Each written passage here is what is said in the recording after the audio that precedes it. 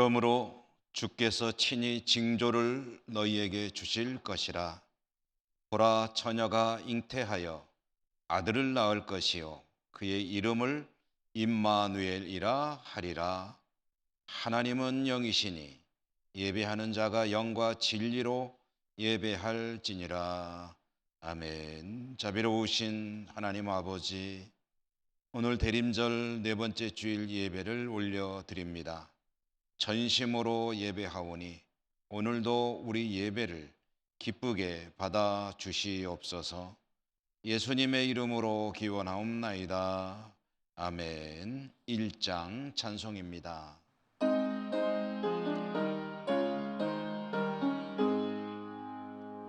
만복의 근원 하나님, 온 백성 찬송 드리고 저 천사여 찬송하세. 찬송 성부 성자 성령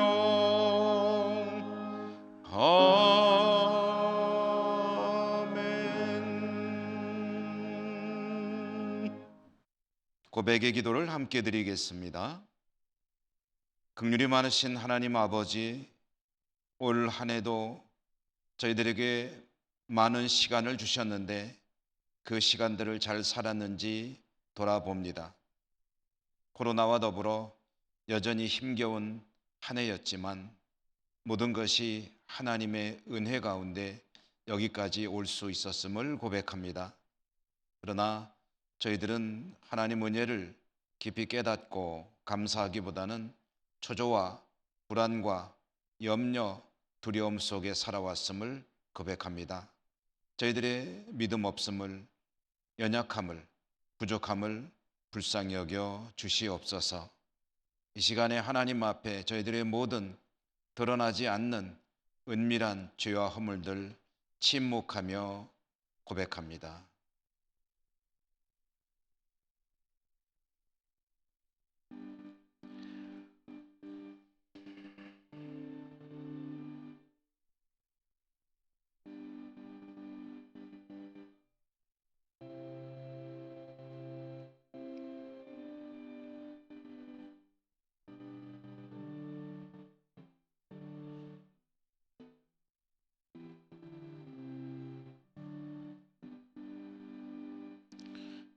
하나님의 사죄의 말씀입니다. 나 곧 나는 나를 위하여 내 허물을 도말하는 자니 내 죄를 기억하지 아니하리라. 아멘. 성시교도 교동문 118번 대림절 교동문 네 번째입니다. 나는 시온의 의가 빛같이 예루살렘의 구원이 횃불같이 나타나도록 시온 위에여 점점 예루살렘 위에 쉬지 아니할지. 이방 나라들이 내 공의를 묻 왕이 다 내 영광을 볼 것이요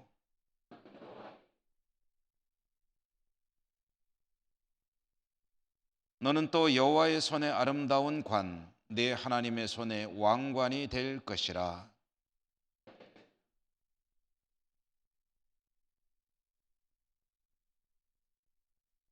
불이 섭을 사르며 불이 물을 끓임 같게 하사 주의 원수들이 주의 이름을 알게 하시며 이방 나라들로 주 앞에서 떨게 하옵소서.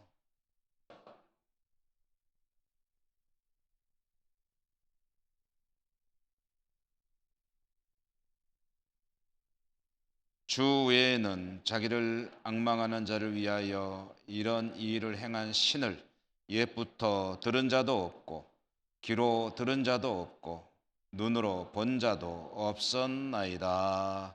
아멘. 사도신경 신앙 고백합니다.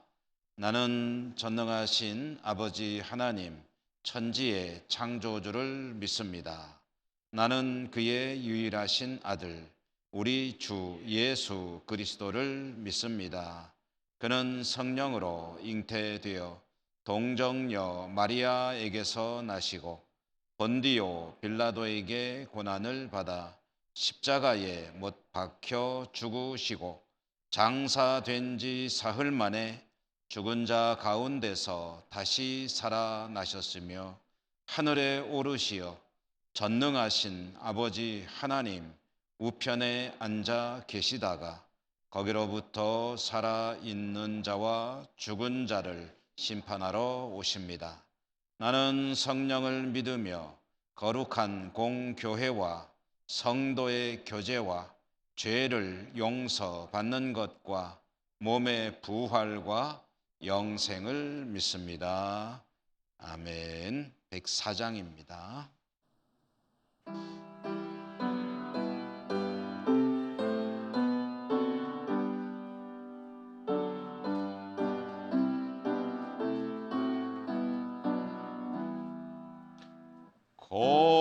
거두소서 임마누엘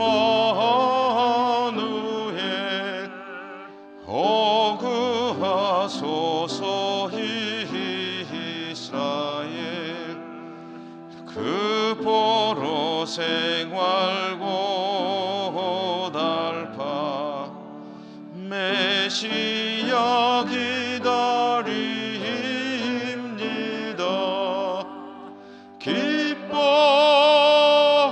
기뻐하라 이스라엘 곧 오시리 오 임마누엘 곧 오소서 지혜의 주 온 만물 질서 주시고 참 진리의 길 보이사 갈 길을 인도하소서. 기뻐하라 이스라엘 곧 오시리 오 임마누엘 곧 오소서 소망의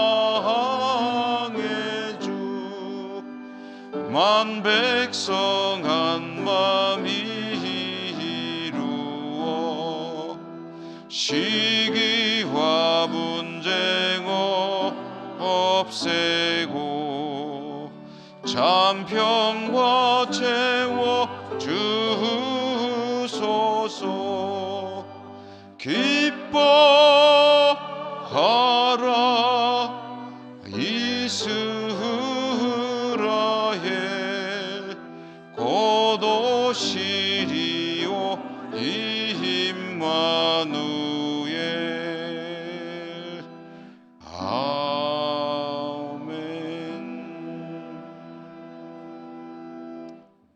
권세문 장로님 기도 인도하시겠습니다.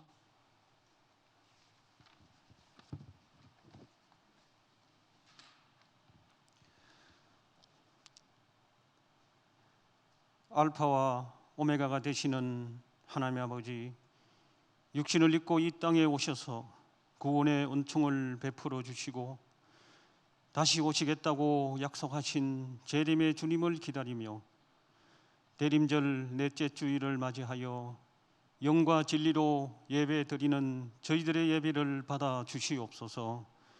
21년 한 해를 돌아볼 때에 지금까지 겪어보지 못했던 코로나19라는 질병 속에서 나약한 저희들은 어찌할 수 없는 불안과 어두움 속에 보냈지만 하나님의 어려우신 손길이 함께하여 지고 지켜주심에 감사를 드립니다. 공경에 처한다고 주님을 향한 우리의 사랑이 끊어지지 않게 하시며 위기의 상황 속에서도 일상의 현장에서 성실하게 살면서 소외되고 힘든 가운데 있는 지체들을 섬기며 감사와 찬송으로 대림전을 보내게 하여 주시고 지치고 메마른 저희들에게 새 힘과 회복의 은혜를 베풀어 주시옵소서. 하나님 아버지께서 이 땅을 지켜주시고 대통령과 위정장들에게 지혜와 명철을 주셔서 국정을 바르게 잘 이끌어가게 하여 주시고, 특별히 내년에 있는 대통령 선거에 함께하여 주셔서 나라와 국민들을 사랑하고 하나님의 뜻을 이 땅에 이루어갈 좋은 대통령을 세워주셔서 나라도 안정되고 국제관계와 남북관계가 잘 진전되어 서로 교류하며 함께 성장하는 평화로운 나라가 되게 하여 주시옵소서. 힘들고 어려운 상황 가운데서도 복음의 기쁜 소식을 전하기 위해 파송된 선교사님들께 성령 충만한 은혜와 건강과 물질을 채워주셔서 복음의 열매가 많이 맺혀지게 하여 주시고 모든 선교 현장에 하나님의 나라가 임하게 하여 주시옵소서.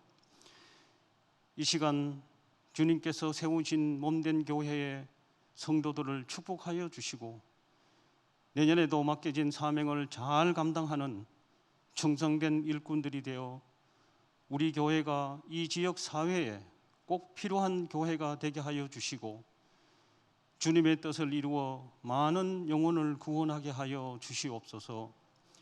삶의 여건에 따라 출토한 자녀들과 가족들도 말씀대로 하나님을 기쁘시게 하는 삶을 살아 날마다 주님의 날개 아래 평안을 누리며 형통하게 하여 주시옵소서. 오늘도 귀한 말씀 선포하시는 담임 목사님께 능력과 권세와 성령 충만함을 주시고 저희의 마음의 그릇에 성령의 감동과 진리로 채워주셔서 하나님께 소망을 두고 살아가는 성도가 다 되게 하여 주시옵소서. 주님을 사랑하며 경배드리는 성도들과 호산나 찬양대의 찬양과 몸된 교회를 섬기며 수고하는 지체들을 통해 영광 올려드리며 저희들을 사랑하셔서 이 낮은 땅에 오시고 속히 다시 오실 예수님의 이름으로 감사하며 기도드립니다. 아멘.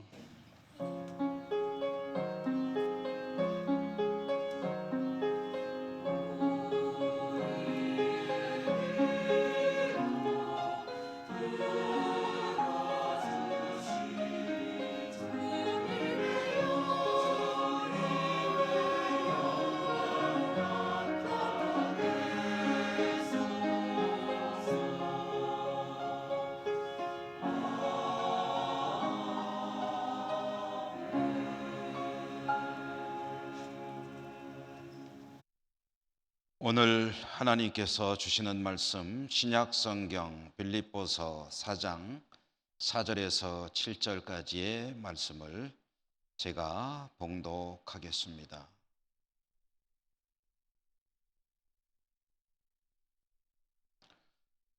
주 안에서 항상 기뻐하라. 내가 다시 말하노니 기뻐하라. 너희 관용을 모든 사람에게 알게 하라. 주께서 가까우시니라. 아무것도 염려하지 말고 다만 모든 일에 기도와 간구로 너희 구할 것을 감사함으로 하나님께 아뢰라. 그리하면 모든 지각에 뛰어난 하나님의 평강이 그리스도 예수 안에서 너희 마음과 생각을 지키시리라. 아멘. 호산나 찬양대 하나님께 찬양 올려드립니다.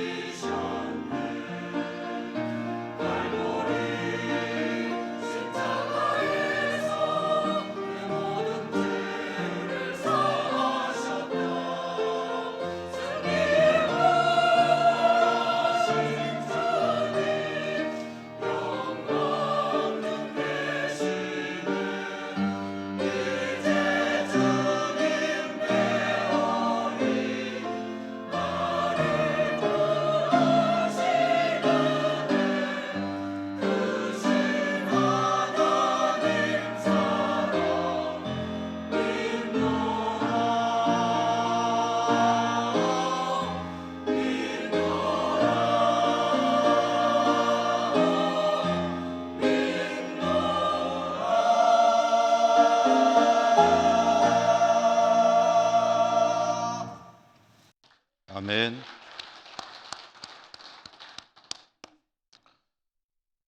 오늘도 주님을 예배하는 여러분들 진심으로 축복하고 또 환영합니다. 가정에서 영상으로 예배를 드릴 우리 교우들 하나님의 은혜가 함께 하시기를 기원합니다. 오늘 기도하라라는 제목으로 말씀을 전해드립니다. 대림절 네 번째 주일입니다. 대림절 마지막 주일이죠. 대림절이라는 말 자체에 대해서도 여러 차례 말씀드립니다만은 대림절은 기다림의 절기다.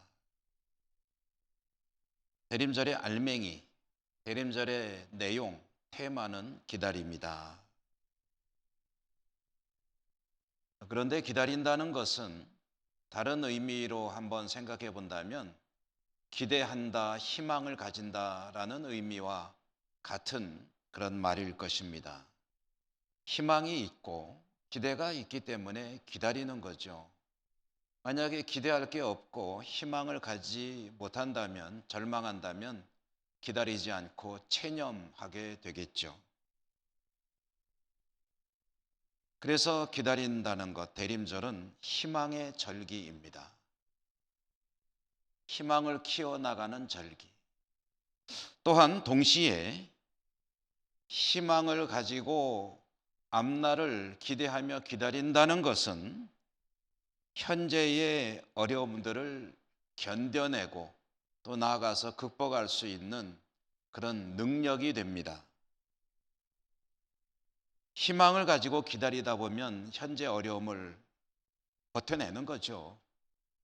그러므로 대림절은 현재의 어려움들을 이겨내고 그리고 미래를 기대하는 힘과 능력의 절기요, 대림절을 통해서 그와 같이 고난을 이겨내는 능력을 신장시켜야 한다라는 것도 생각해 보게 됩니다.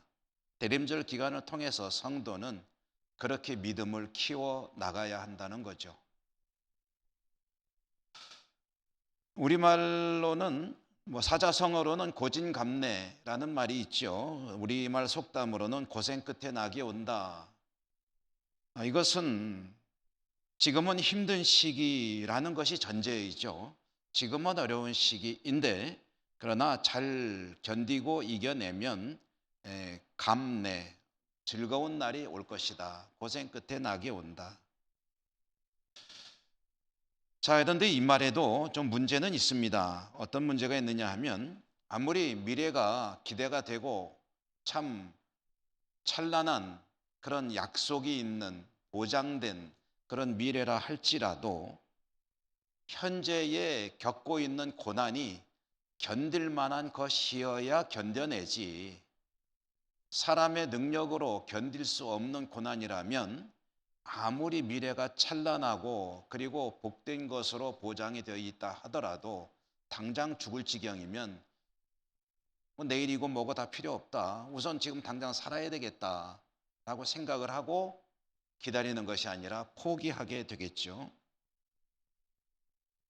현재의 어떤 고난과 갈등, 미래와의 관계, 기다릴 수 있느냐, 극복해낼 수 있느냐, 아주 어린 아이들을 통해서 실험적으로 다루었던 이야기가 아주 유명한 마시멜로 이야기라는 책으로 발간이 된 바가 있었죠. 제가 설교 중에도 한두 차례 인용했던 것 같은데요. 한 번 더 말씀드려 본다면 미국에서 실험을 한 거죠. 4살짜리 아기들에게 마시멜로를 하나씩 주었다. 마시멜로, 아이들이 얼마나 좋아하는 간식입니까? 우리들의 정서로 표현해 본다면 눈가락 사탕을 하나씩 주었다, 그런 거죠. 주면서 먹으라고 했습니다. 이건 너희들에게 주는 선물이야. 줬는데 이렇게 주면서 한 가지 조건을 제시했습니다. 만약에 이 마시멜로가 맛있어서 지금 먹고 싶으면 먹어도 되는데 그러나 15분간 참고 먹지 않을 수 있다면 1개를 더 주겠다 하는 그런 조건을 제시했습니다. 그러고 아이들을 관찰한 거죠. 아이들 가운데는 이 마시멜로가 얼마나 맛있습니까? 그래서 나중에 하나 더 주고 말고 그건 나중 문제고 지금 못 참겠다고 냉큼 입에다 집어넣는 아이들도 있고, 이건 먹어야 되는데 갈등 아닙니까? 아이들에게는 시련입니다. 그걸 참아야 되니까. 이걸 먹고 싶은데 15분 동안 꼭 참으면 하나가 더 생긴다고 하니까 아이들 중에는 이거 참는 애들이 있다는 거죠. 그래서 15분간 버티고 결국 하나 더 얻어가지고 2개를 맛있게 즐겁게 먹은 그런 아이들도 있더라. 자, 이제 실험한 사람이 그 아이들의 반응을 기록했다가 나중에 10년이 지난 뒤에 아이들을 추적을 했다고 그래요. 그래서 아이들이 성장해가는 과정을 보았더니 마시멜로를 받자마자 그냥 냉큼 먹어버린 아이들보다 15분간 참아내고 2개를 받아 먹은 아이들이 성장하는 과정이 훨씬 더 성공적으로 성장하고 있더라. 그것은 이제 책을 기록한 사람의 이야기이긴 하겠습니다만은, 어쨌든 하나를 더 먹기 위해서 현재의 어떤 유혹을 견뎌내고 이겨낸 아이들이 나중에 보니까 더 성공적으로 성장하더라라는 이야기. 이것은 인생의 모든 분야에 다 사실은 적용이 될 수 있을 것입니다. 그리고 저와 여러분 우리들의 관심사에다가 대입해 본다면 우리들의 믿음 이야기, 영적인 생활에 대해서도 그대로 적용을 해볼 수가 있겠습니다. 믿음으로 살아가는 저와 여러분 우리들에게 바라보고 반드시 이루어내야 될 미래가 있습니다.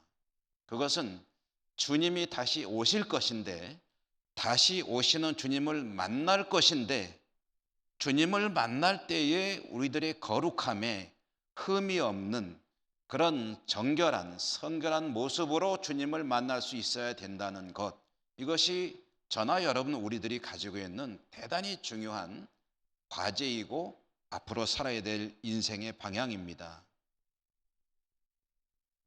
주님과 다시 만나는 그날은 마시멜로 수십만 개, 천만 개, 수억 개를 주어도 비교할 수 없는 달콤한 그런 시간이 될 것입니다. 그런데 그때의 흠없는 거룩한 성도로 주님을 만날 수 있기 위해서는 지금 견뎌야 될 여러 가지 고난이 있고 시련들이 있습니다. 이것을 바라보면서 이것을 참아낼 수 있을 것인가? 아니면 나중에 아무리 어마어마한 약속이 있다 하더라도 지금 당장 못 견디겠다 하고 현재에 순응하며 살아갈 것인가? 이것은 사실은 선택의 문제죠. 정답이 무엇인지는 너무나도 쉽게 우리는 대답할 수 있을 정도로 잘 알고 있습니다. 어떻게 하든 믿음을 지키고 성결한 그런 모습으로 주님을 맞이해야 되지 않겠느냐. 그렇다면 그때까지 저나 여러분 우리들은 그 주님을 만날 때 누리게 될 기쁨을 생각하면서 현재의 여러 가지 어려움들을 이겨내고 믿음을 지켜야만 하는 것이죠. 거룩하고 정결한 성도로 살아갈 수 있어야 합니다. 자, 그러면 이 어려운 시기, 어려운 현실의 삶을 어떻게 견디고 이기며 정결함을, 거룩함을 유지하며 주님을 만날 준비를 할 수 있을까? 그 방법이 무엇일까? 오늘 우리에게 주시는 이 말씀은 그 방법을 아주 간단하고도 명료하게 대답해 주고 있습니다. 뭐라고 하셨습니까? 기도하라. 기도하라. 그 날을 위해서 기도하고 현재 어려운 문제들을 위해서 기도하고 기도하는 삶을 살아갈 때 정결을 유지할 수 있을 것이요. 주님 오실 때 그때 가서 후회해봐야 소용없거든요. 이미 버스는 지나갔거든요. 그러니까 준비를 해야 되는데 다시 만나는 주님 앞에서 정결한 깨끗한 흠없는 그런 모습으로 설 수 있으려면 지금 어떻게 되느냐? 기도하라는 거예요. 기도하라. 기도하는 삶입니다. 자, 그런데 이와 같이 기도하며 살아갈 때 우리는 현실의 어려움을 잘 이겨낼 수 있을 뿐 아니라 믿음으로 미래를 바라보며 믿음을 지키며 주님 오실 때 좀 더 좋은 모습으로 만날 수 있는 성도의 삶을 살 수 있을 터인데, 근데 오늘 성경에 보니까 기도하라라고 하시는 이 사도의 권고, 이 앞에 또 한 가지 중요한 명령이 있음을 알 수가 있습니다. 뭡니까? 우리 말씀을 보았죠. 기도하라 이전에 먼저 있는 것은 기뻐하라입니다. 기뻐하라. 사도는 기뻐하라, 기도하라 두 가지 이야기를 하고 있는데 이 두 가지가 사실 합쳐도 됩니다. 기쁨을 가지고 늘 기도하는 삶을 살아라. 기뻐하며 기도하라 라고 권고를 하고 있는 거거든요. 자, 여러분, 사도가 이 빌립보서에서 이와 같이 권고하고 강조하고 주장하는 그 이유가 무엇일까? 그 상황을 좀 알아봐야 되겠습니다. 오늘 말씀 빌립보서, 이 빌립보서라고 하는 책은 사도가 빌립보 교회 성도들에게 보낸 편지죠. 따라서 여기서 기뻐하라 기도하라 라고 권고를 받고 있는 사람들은 누구냐 하면은 1차적으로는 빌립보의 성도들입니다. 빌립보의 성도들을 향해서 너희는 기뻐하라 그리고 기도하라 라고 권고하고 있는 건데요. 사실 이 빌립보서라고 하는 성경은 기뻐하라는 말이 앞에서 뒤까지 쭉 찾아보면 여러 번 나옵니다. 가장 많이 나오는 단어 중에 하나가 이 기뻐하라라는 말입니다. 그래서 빌립보서가 가지고 있는 별명이 있는데요. 기쁨의 서신이라는 별명도 가지고 있는데요. 자, 여러분 한번 생각해 보십시다. 사도가 기뻐하라라고 할 때 그럼 이 빌립보의 성도들, 빌립보 교회는 정말 기뻐할 일이 많기 때문에 사도는 기뻐하라고 이야기하고 있을까? 좋은 일이 많이 있었기 때문에 정말 교회가 즐겁고 행복한 신앙생활의 공동체로 잘 지내고 있었기 때문에 너희는 기뻐하라 라고 말한 것일까 하면은 그건 그렇지는 않습니다.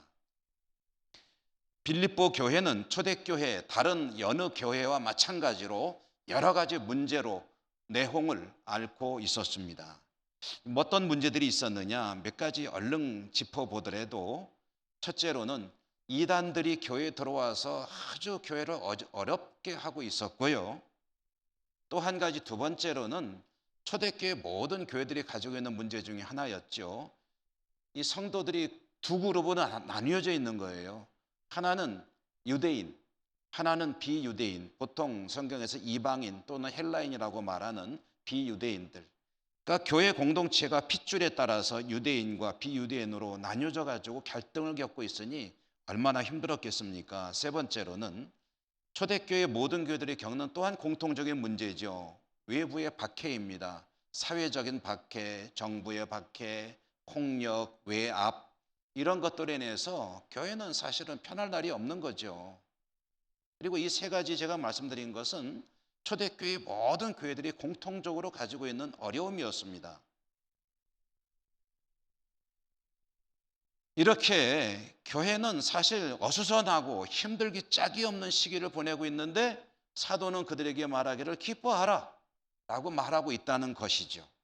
자, 그러면 교회는 그렇다고 치고 사도는 뭔가 좀 상황이 좋아서 자기는 즐겁고 행복하니까 그러니까 너희도 기뻐하라라고 이야기하고 있는 것일까? 사도 바울의 상황은 어땠을까? 사도도 상황이 결코 좋은 것은 아니었습니다. 지금 현재 이 빌립보 성도들을 향해서 편지를 쓰고 있는 사도가 어디에 있냐면은 감옥에 수감되어 있는 상태입니다. 그래서 이 빌립보서가 네 가지 옥중서신, 옥에서 기록한 편지 중에 하나인 것이죠. 아마 사도는 정확히 어떤 감옥인지는 모르지만 대체로 로마의 감옥이 아니겠느냐 이렇게 추정하고 있는데요. 로마의 감옥에 수감되어 있는 상태에서 빌립보 교회 성도들을 향해서 편지를 썼는데 어려워서 어수선하고 힘겹게 신앙을 유지하고 있는 빌립보 성도들에게 감옥에 갇혀서 자기 몸도 괴롭기 짝이 없는 사도가 말하기를 기뻐하라. 그것도 한 번도 아니고 계속해서 기뻐하라 기뻐하라 라고 권고하고 있다는 것은 참으로 주목할 만한 일이 아닐 수가 없는 거죠.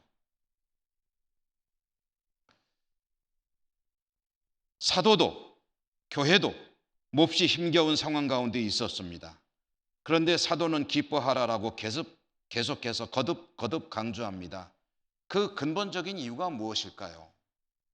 그것은 사도도 그렇고 성도들에게도 계속 그렇게 가르쳤을 터인데, 성도는 상황이 좋고 또 모든 것이 여유롭고 넉넉해서 근심 걱정할 일이 없기에 기뻐하는 사람이 아니라는 거예요. 이 속에 들어있는 뜻이 그런 의미입니다. 상황이 좋아서 즐겁고 기쁘기 때문에 기뻐하는 것이 아니라, 성도는, 믿음으로 사는 사람들은 어떤 상황에서도 기뻐해야 하는 사람이기 때문에 기뻐하라고 이야기하는 거예요.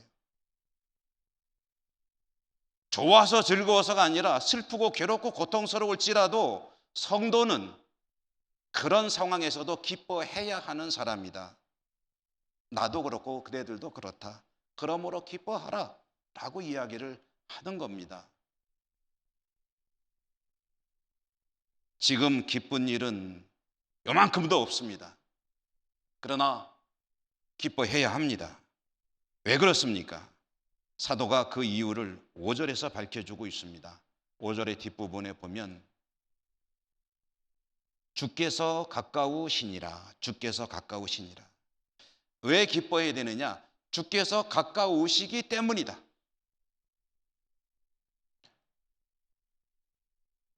주께서 가까우시니라. 주께서 가깝다는 말은 무슨 뜻일까요? 얼른 생각하기에는 주님이 다시 오실 날이 내일 모레라는 소리일까? 내일 모레 한 이틀만 견디면 오실 거니까 기뻐해라, 그런 뜻일까? 그런 의미는 아닙니다. 왜냐하면 사도가 주님이 언제 오실지 모르거든요. 주님 언제 오실지는 아무도 모릅니다. 심지어는 주님 자신도 모른다고 하셨습니다. 그런데 사도가 주님이 가까우시다고 말합니다. 그러면 이건 무슨 뜻일까요? 이것은 주님이 내일 모레 오신다, 한 달, 두 달만 있으면 오신다, 곧 오실 테니까 기다려라, 그런 의미는 아니겠죠. 이것은 시간의 이야기가 아닙니다.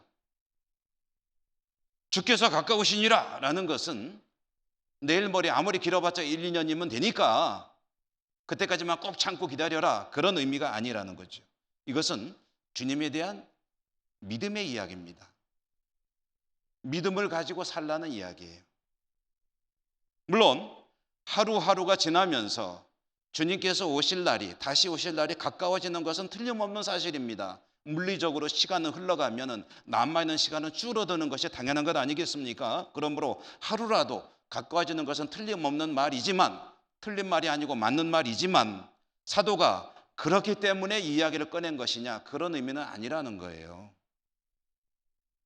시간적으로도 요만큼이라도 의미가 있을 수는 있겠으나, 사도가 하는 말은 주께서 가까우시니라 라는 이 말의 내용은 시간적인 것이 아니라 상황적인 것이고 공간적이라고 말하는 것이 더 낫겠습니다.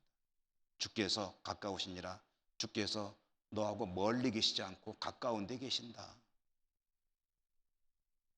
주님은 항상 내 곁에 계시고 너를 돌보시며 지켜주신다라는 의미입니다. 주께서 가까우시니라. 그러므로 늘 기뻐하며 시련을 이겨내고 승리하며 기쁨을 잃지 마라 라는 그런 이야기가 되겠죠.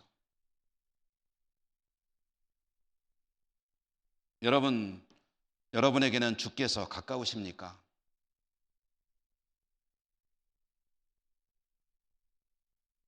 주님이 무엇입니까? 제가 이 말씀을 묵상하며 말씀을 준비하다가요, 떠오르는 목사님이 한 분 계셨어요. 요즘 우리 교회에서도 시간 나면 방송실에서 자주 틀어주는 찬양이 제 귀에 잘 들려오니까요, 있습니다. 보통 우리말 제목으로는 선한 능력으로 라는 제목의 찬양인데요, 이것은 원래, 이 곡은 원래 외국곡입니다. 외국곡인데 그것을 우리말 가사로 바꿔가지고 이제 우리나라에서도 여러분들이 불러가지고 아주 많은 분들이 사랑하고 애창하는 그런 찬양인데요, 이 곡은 원래 제가 몇 차례 말씀드렸던 독일의 본 회퍼라고 하는 목사님이 옥에 있으면서 기록한 글에다가 곡을 붙인 찬양입니다. 제가 한번 오늘 설교 중에 이 찬양을 한번 불러볼까 하다가 제가 부르면은 은혜가 별로 없을 것 같아서 유튜브에 있는 영상을 하나 찾았습니다. 그랬더니 이 찬양을 소개해주고 그리고 본회포 목사님에 대해서 간략하게 잘 말해주는 영상이 있더라고요. 그래서 제가 부르는 것보다는 그 영상을 잠깐 보시는 것이 우리 성도님들에게 좀 도움이 되겠다 해서 방송실에 부탁을 해놨습니다. 한번 보도록 하시죠.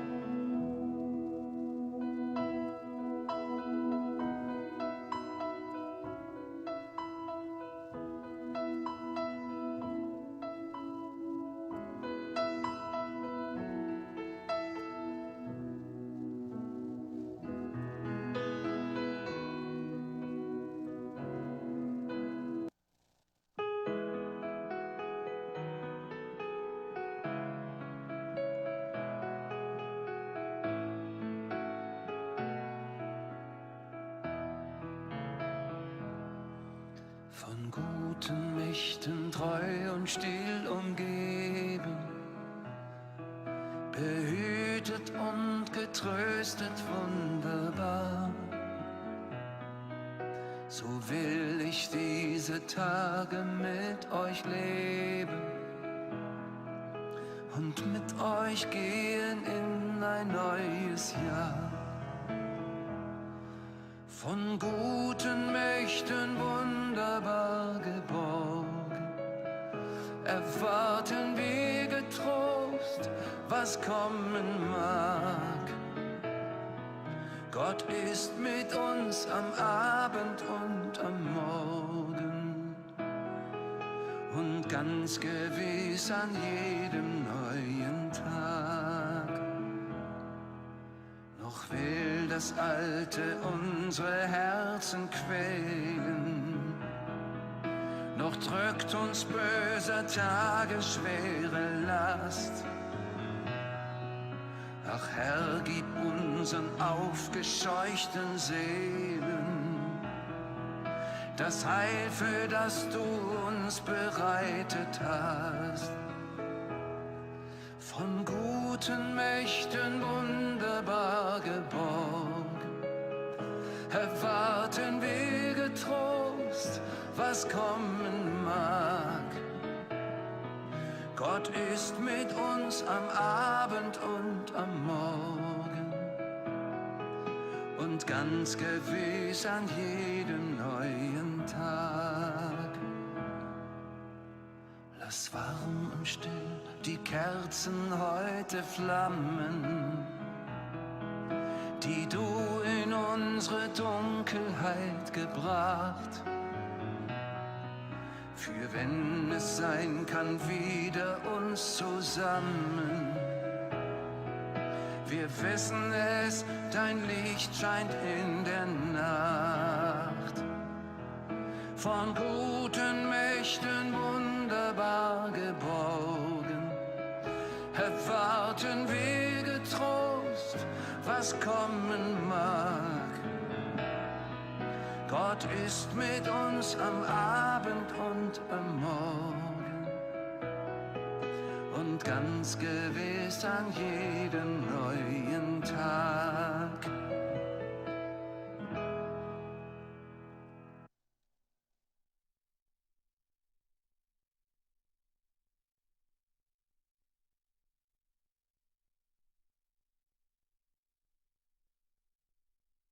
이 편지에 시와 같이 보내어진 글에 곡을 붙여서 찬양을 이제 만들었고, 우리나라에서도 여러분들이 번역을 해서 곡을 붙여서 부르고 있는데, 그 시의 그 마지막 대목, 마지막 연만 우리 글로 옮겨서 한번 읽어드릴 테니까 한번 들어보십시오. 선한 능력에 놀랍게 보호받으면서 우리는 앞으로 우리들에게 일어날 일들을 안심하며 기다립니다.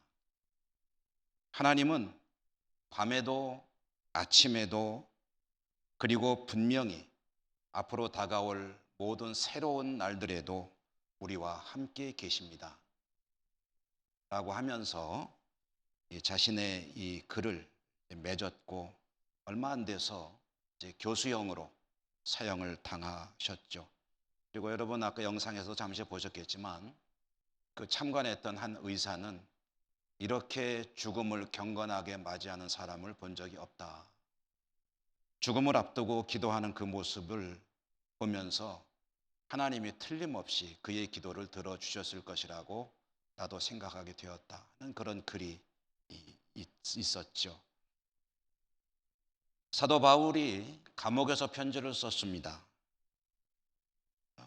공교롭게 본회퍼 목사님도 감옥에서 편지를 썼습니다. 근데 사도 바울도 이 본회퍼 목사님도 공통적으로 하는 이야기가 있습니다.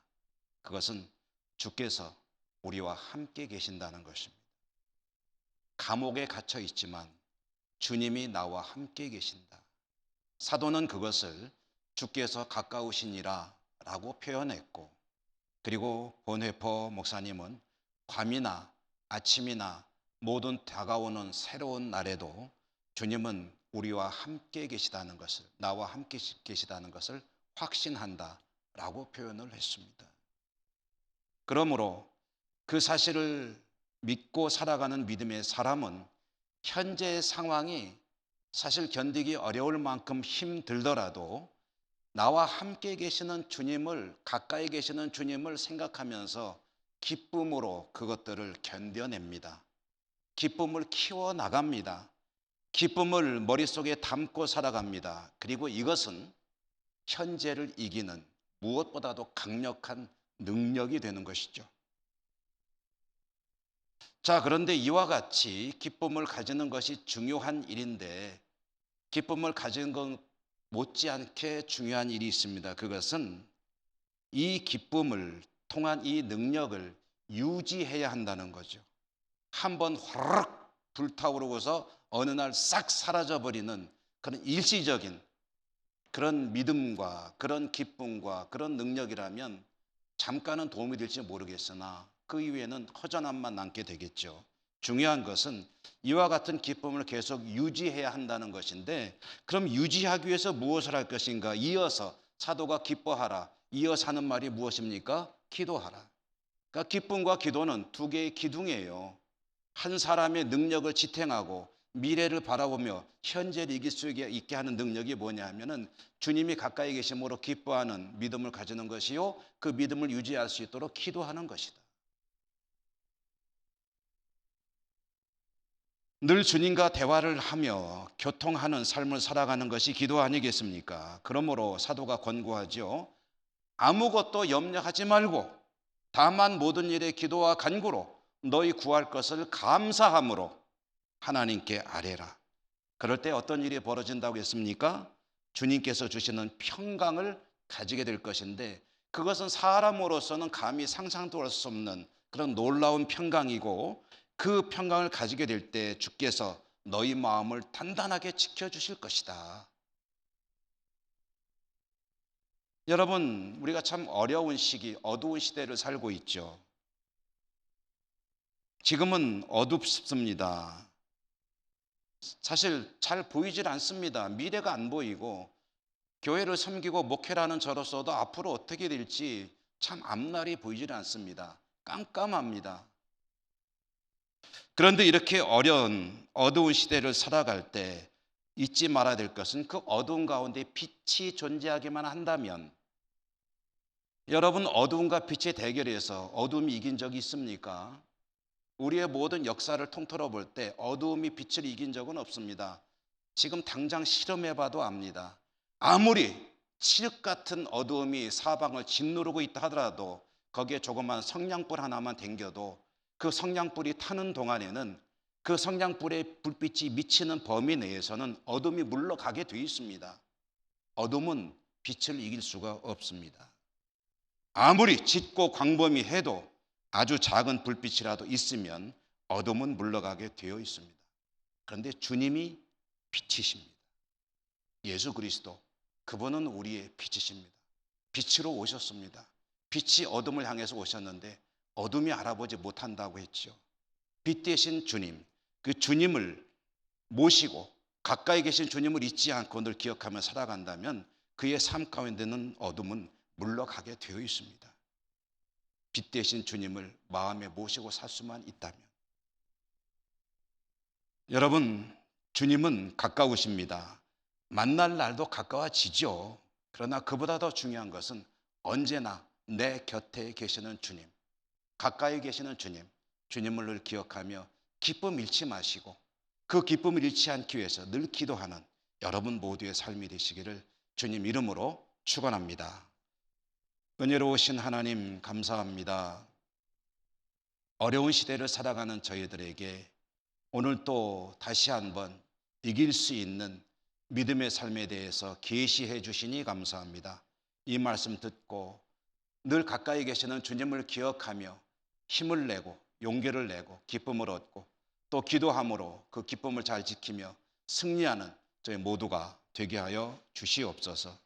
예수님 이름으로 감사하고 기도 올리옵나이다. 아멘. 369장 찬송하시며 봉헌하시겠습니다.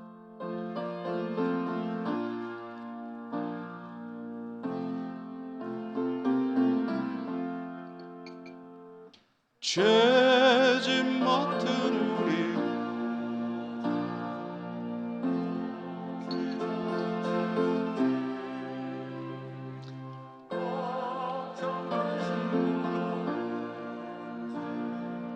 우리 주께 맡기세. 주께 고함 없는 고로 복을 받지 못하네. 사람들이 어찌하여 아랠 줄을 모를까. 시험 걱정 모든 괴로움 없는 사람 누군가. 부질없이 낙심 말고 기도드려 아뢰세. 이런 진실하신 친구 찾아볼 수 있을까. 우리 약함 아시오니 어찌 아니하릴까. 근심 걱정 무거운 짐 아니 진자 누군가. 비난 쳐는 우리 예수 주께 기도드리세. 세상 친구 멸시하고 너를 조롱하여도 예수 품에 안기어서 참된 위로 받겠네. 아멘.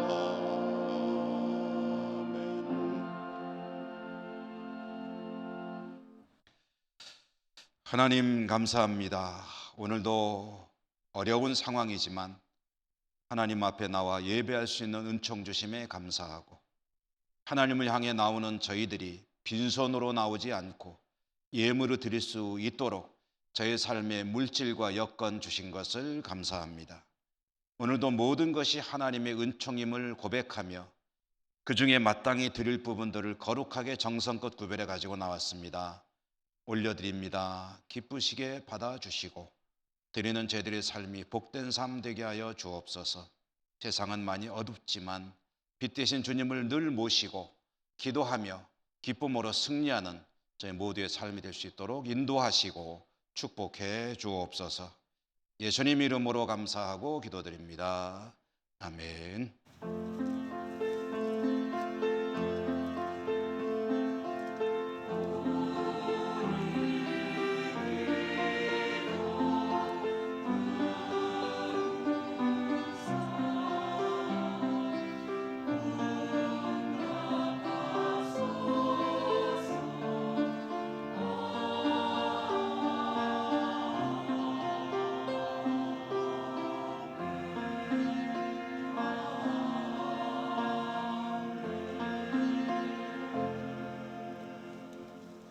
교회 소식.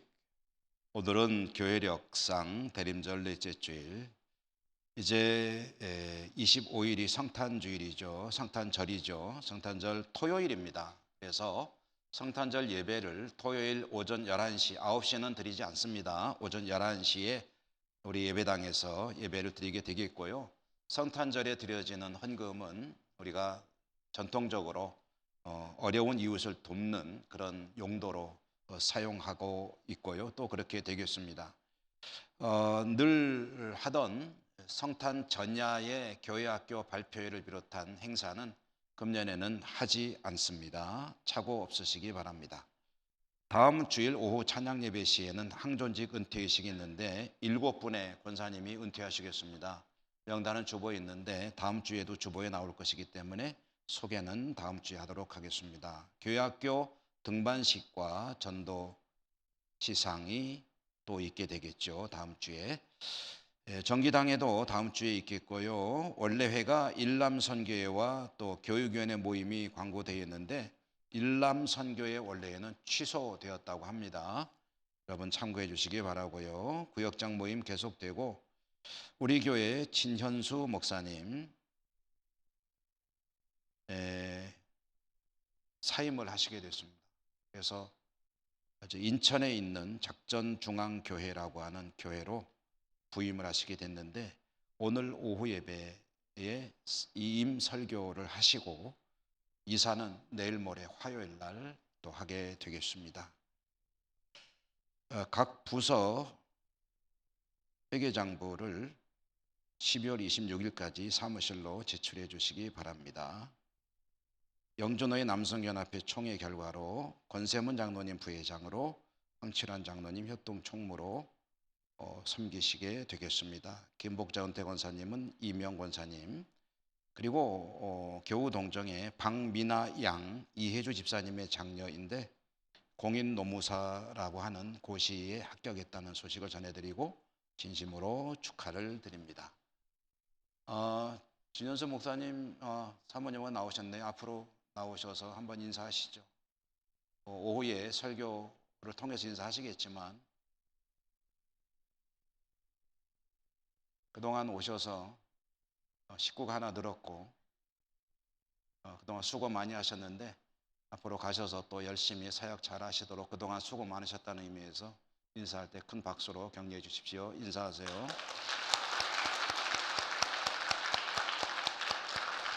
예, 들어가시죠. 자, 우리 곁에 계신 분들하고 사랑의 교제 인사하시며 일어나겠습니다. 사랑합니다. 축복합니다.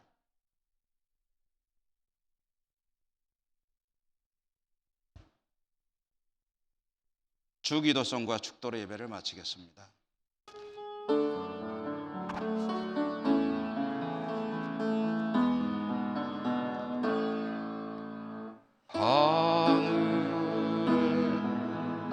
계신 아버지 이름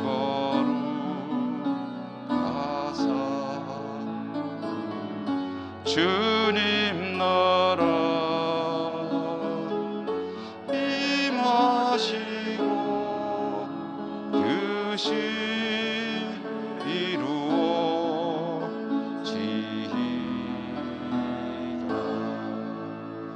일용할 양식 주시고 우리들의 큰 죄 다 용서하옵시고 또 시험에 들게 마시고 악에서 구원하소서. 대개 주의 나라 주의 권세 주의 영광 영원히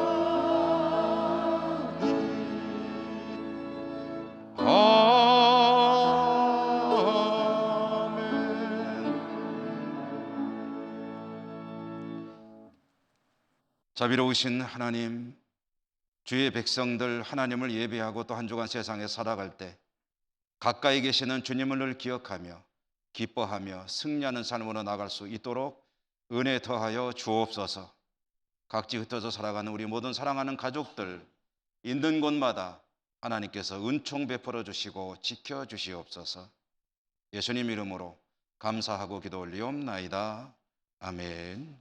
주 예수 그리스도의 은혜와 하나님 아버지 사랑과 성령님 교통하심이 주의 백성들 머리머리 위에와 모든 삶의 자리 위에 항상 함께 하시옵기를 축원하옵나이다.